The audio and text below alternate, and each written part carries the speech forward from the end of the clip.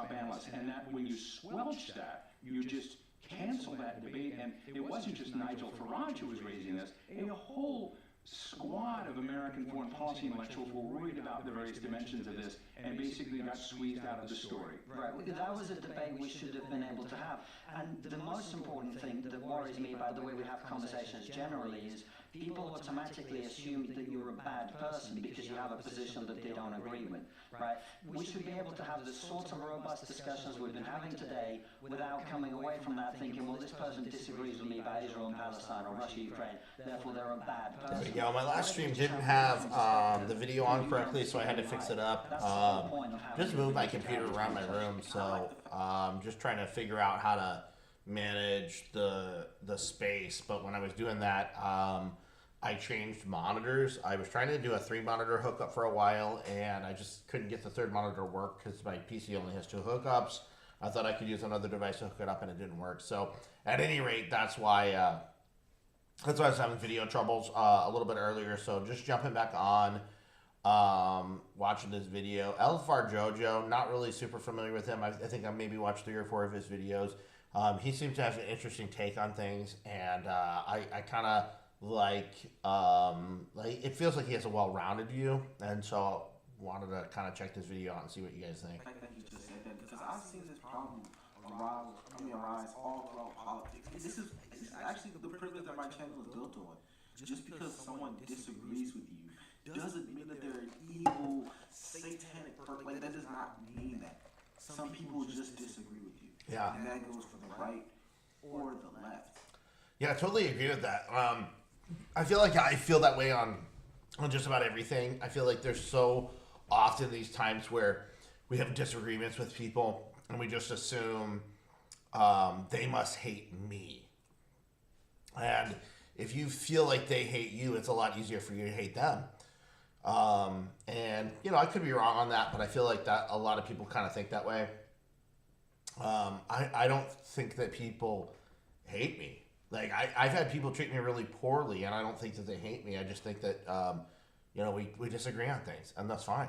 You know, it's fine to disagree. And I don't hate them, but who knows? Maybe they do hate. Maybe they do hate me. I could be a bit of a jerk at times, so maybe it's reasonable that I'm hated. But we got into such a point where if you have different opinions, then you're just completely demonized from the other side.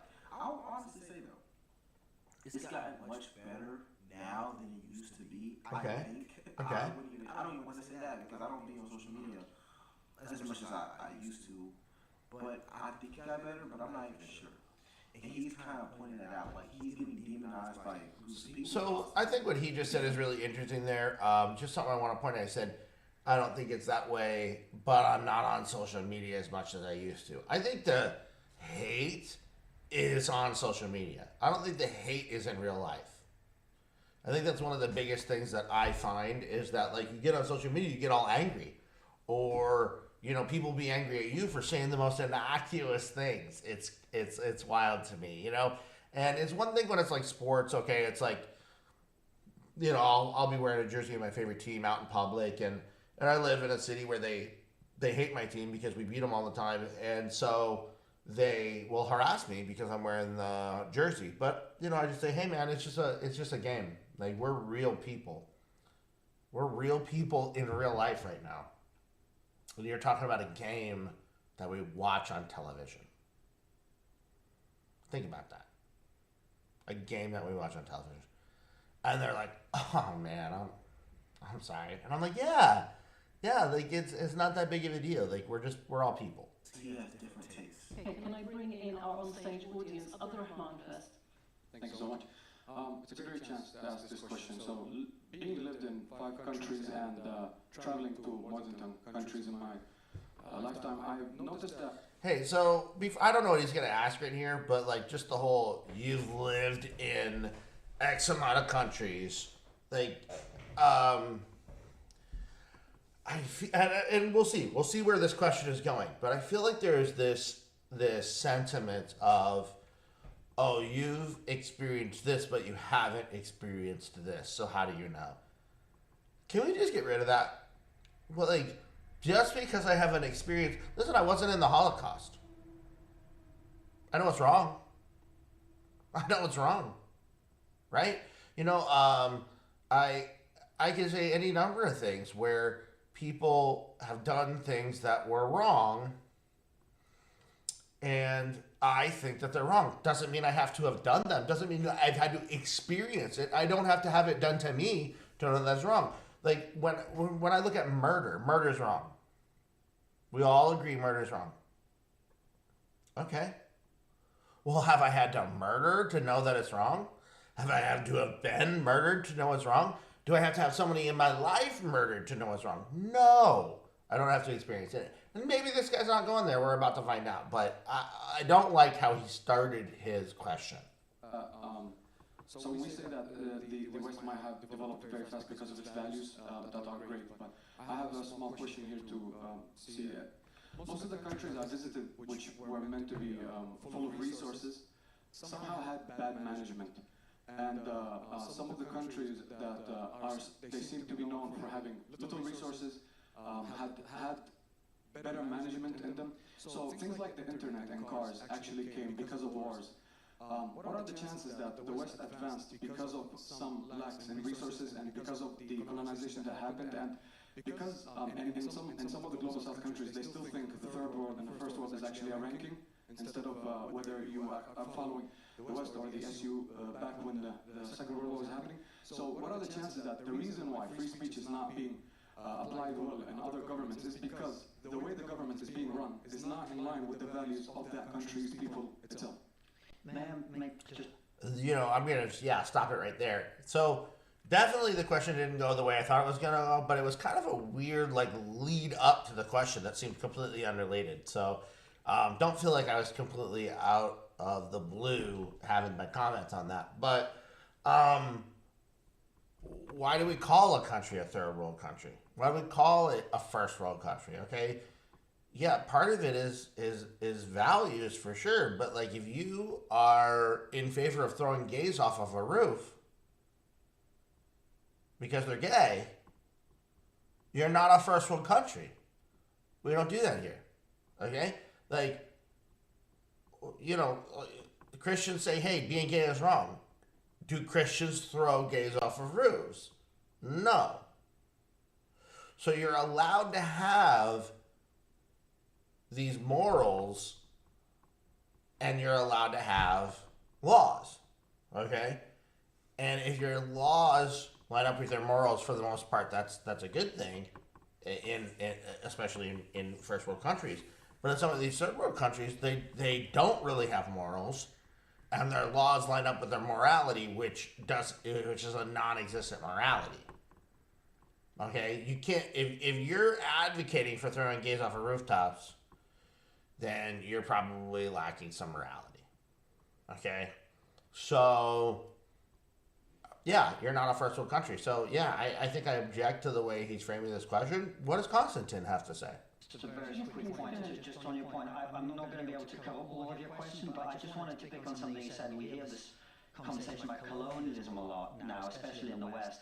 The sad truth of the world is that every great empire and every great civilization was created through conquest.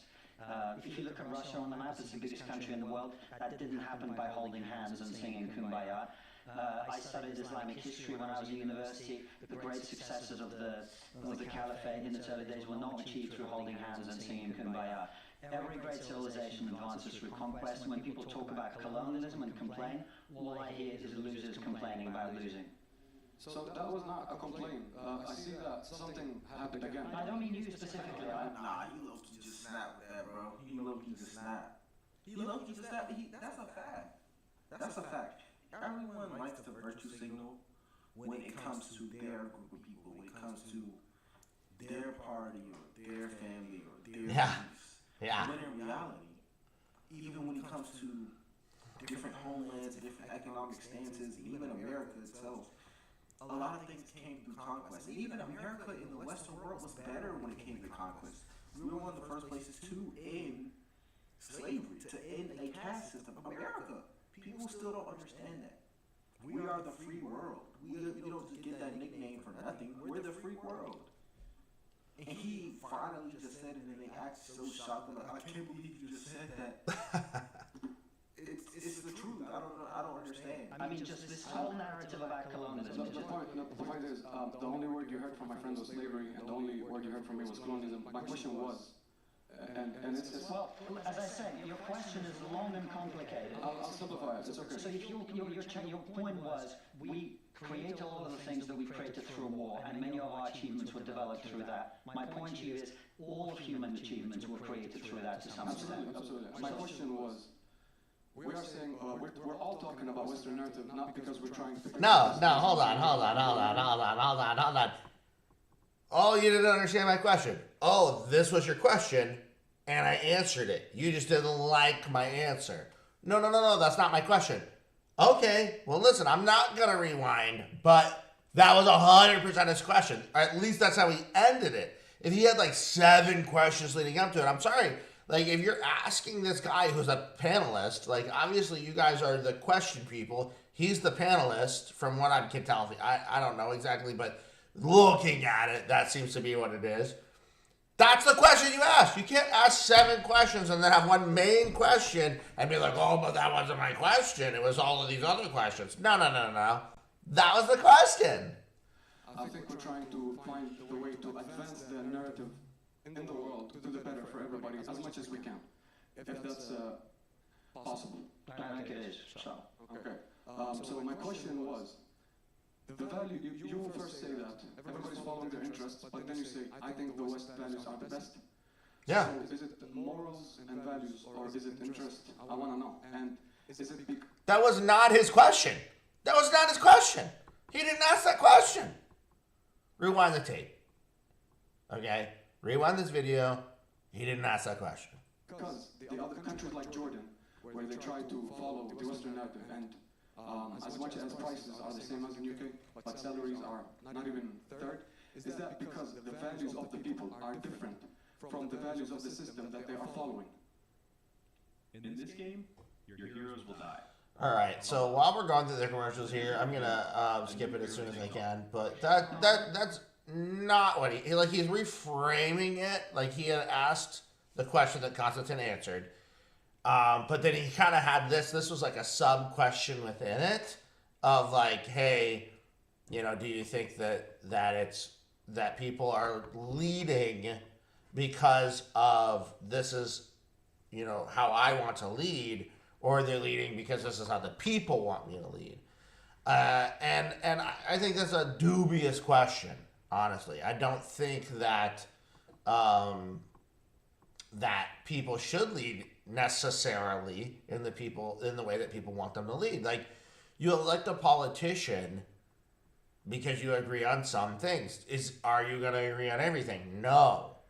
Okay, so leading is not always everything that what the people elected you want. It is you have your values as a leader, and you're the closest to what the most people want, or whatever voting system that you have, if it's democratic. So I think he really has a dubious question here, and then additionally, there's a lot of people who are in power who are not elected, who are leading dictatorships, so they're not in any way democratic, so they don't have any responsibility to the people. They really just have responsibility to themselves, and obviously, to a degree, keeping your country afloat and making your country better is a part of that. But if you're not elected by the people, if you're not really beholden to them, then you can lead essentially whatever way you want. And there's a lot of countries that have that. Like, Russia doesn't want Putin in office. And the elections that have happened have been fraudulent. And everyone knows it. The whole world knows that the elections that happen in Russia are completely fraudulent. They don't want Putin in there. But Putin makes sure that the elections go his way. And so you're saying, oh, I'm just leading the way the people want me to lead. Okay, well, that's what gets you Putin.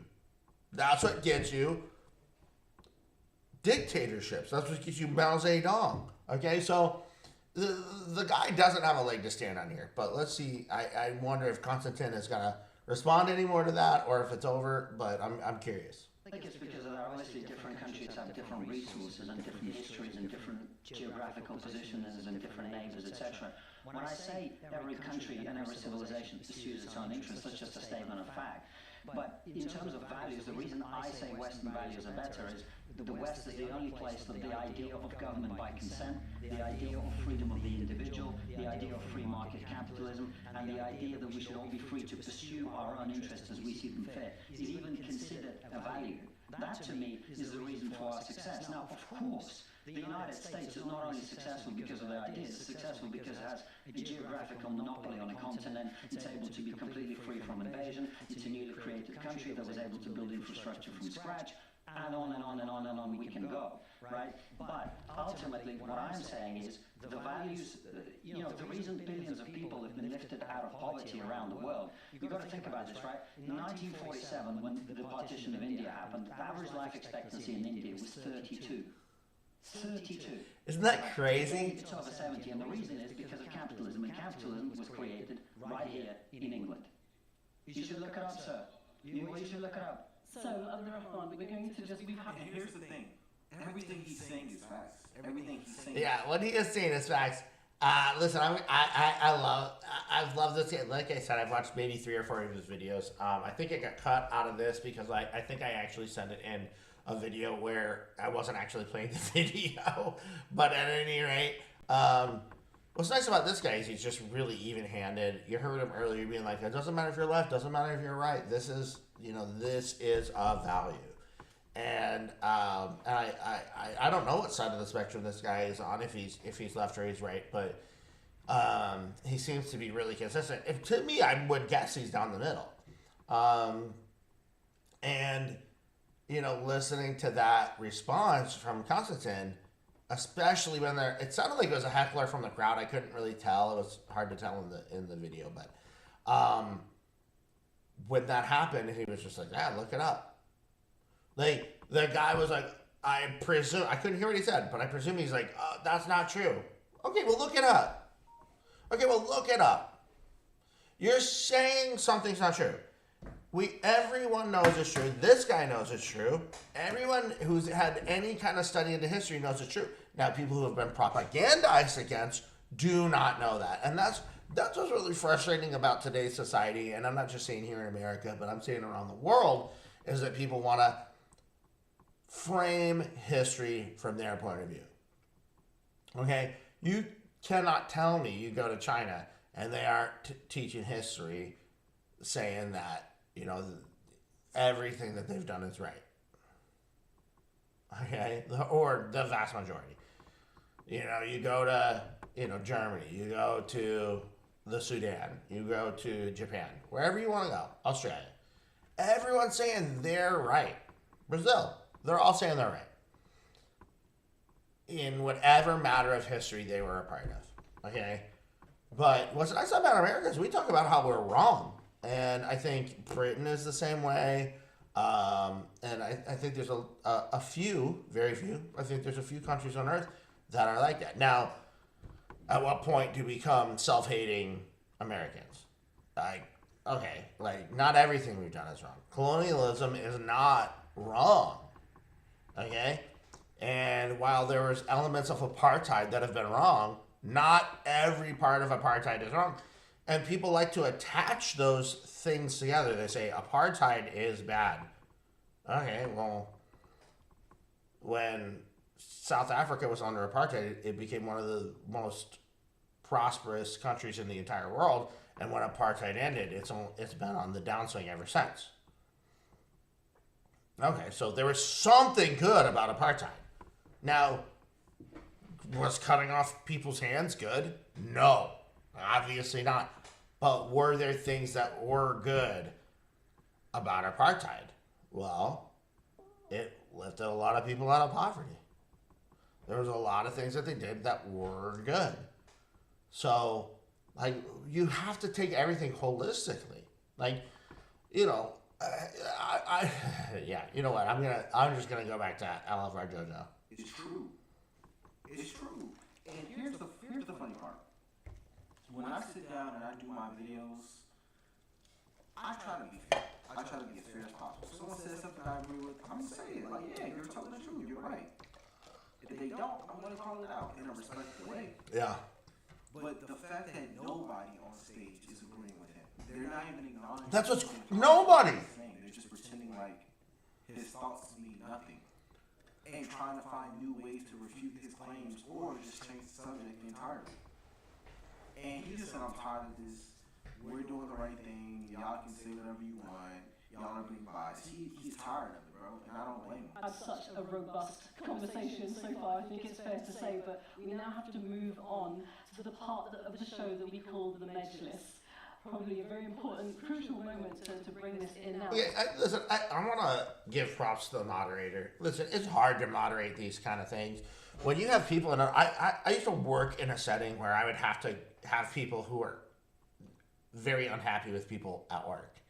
I was HR at the time, and not a fun position to be in. Not a big fan of being HR, but you'd have to call people in. They're having a disagreement at work to the point where it got to HR. Now, I wasn't one of those HRs where somebody's just like, he looked at me wrong. She,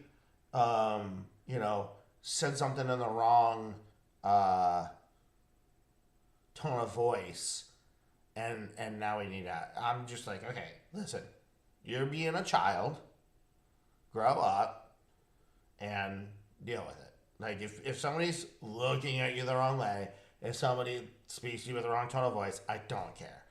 But, like, when it would get to the point where they're, like, arguing and fighting and there's an actual problem. Because most of the time, those things just go away. But when it does become a problem, I'd have to bring the people in a room. And I'd have to let them share their views, share their points, and then address them. And it's a difficult situation. Because one person wants to, like, say something, and the other person wants to just jump in and say, that's not true. And I'm like, hey, let me hear what they have to say. Let me hear everything they have to say, because I think you need to hear what they have to say. Because I've always found that really interesting, is a lot of times there's a problem with two people, and both people think the other person is 100% wrong. And then when they hear the other person tell them how they're 100% wrong, and they tell the other person how they're 100% wrong, then there's usually a meeting of the minds there.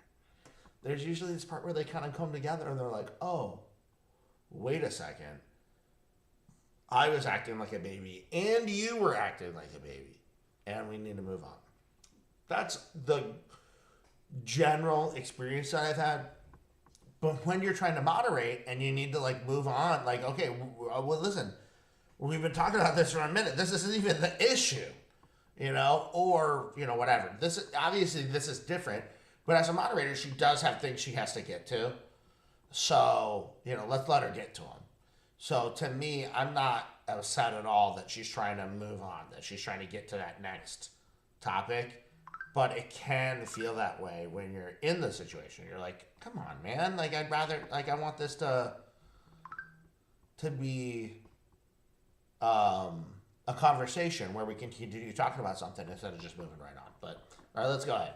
Space for understanding multiple perspectives. So let's take a moment, let's just breathe and reflect on the discussion so far. Did someone here say something that you hadn't considered before? Perhaps your perspective shifted. Perhaps it's become even more pronounced. Let's go to anyone from our speakers and our on-stage audience this is for. So let's go first to... let's hear the audience. I want to hear the audience here.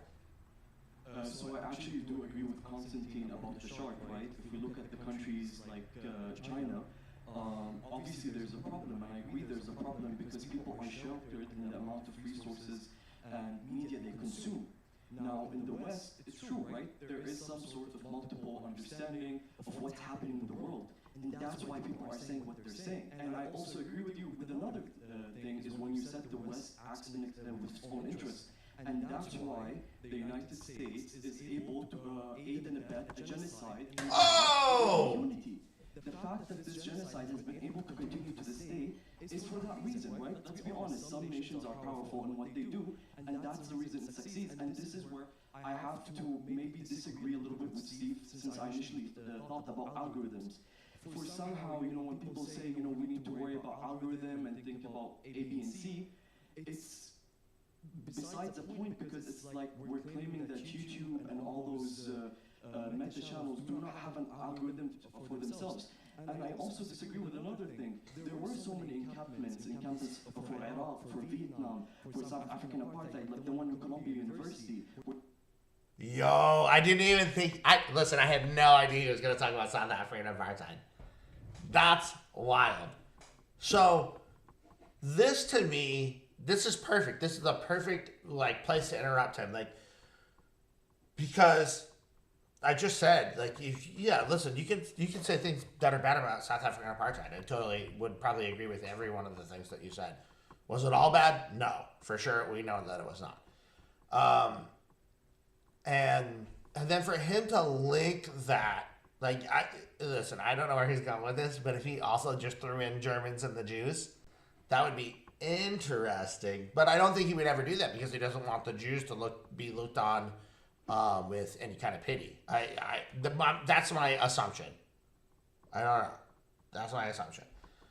But to call what's going on in Gaza a genocide is one of the most disingenuous things I've ever heard in my entire life. For you to have October 7th happen, for you to rape and murder Israelis, not him, but the Hamas, the leaders of Gaza, the people who Gaza voted in, for them to come over and murder just so many other people, rape, murder, cutting babies out of women's wombs and beheading them while the mothers had to watch while dying, throwing babies in the oven while mothers and grandmothers had to watch, making families watch them kill their other family members, these disgusting, despicable things, and then to be like, you can't attack us back, though. You can't attack us back. That's the dumbest thing I've ever heard. If you attack us back, if we attack your people, it's somehow justified. No one ever talks about October 7th. But if you attack them back, it's genocide. That is the dumbest thing I've ever heard in my life. This guy has been propagandized to. And I knew it when he said, right from the beginning, but it just confirmed it when he was like, South African apartheid. What an idiot. Students had to change themselves to tell them, hey, apartheid's bad, maybe it's time to divest. See what's happening now. The issue for the West right now is people have access to that media much faster. And that's why people are speaking up in a much way that seems like it's a problem to the people in power. I think what's really interesting about this discussion is that it splinters in so many wonderful ways. The West is wonderful because it has this great personal liberty, but everyone is terrified about woke. What is woke? I mean, what does it mean that you get fined for misgendering people? What is she talking about? This isn't even on the subject. I feel like she just wants to go on a rant and it has nothing to do with what anyone said. All right, let's keep going. Who do you know who has been fined for misgendering? No one gets fined for misgendering people. I know lots of people, but it's about conversation. But that's. And I like the fact, and this is what I was talking about. Initially, first of all, they changed the subject entirely. Remember? Thank you. He was having a whole debate with people. He won the debate. Nobody responded to him. And rather than acknowledging the fact that what he said was accurate, they completely changed the subject. They said, let's move on from this segment. Move into a segment where we're going to allow everyone to say what they hated about his statements. And that's what's happening. They're outraged saying everything that they hated about his statements. This woman says she doesn't know what woke is. She doesn't understand that statement. Come on. even a realistic thing. That's not even a realistic thing to say. Yo, hey, I loved this video. Hope you enjoyed watching it.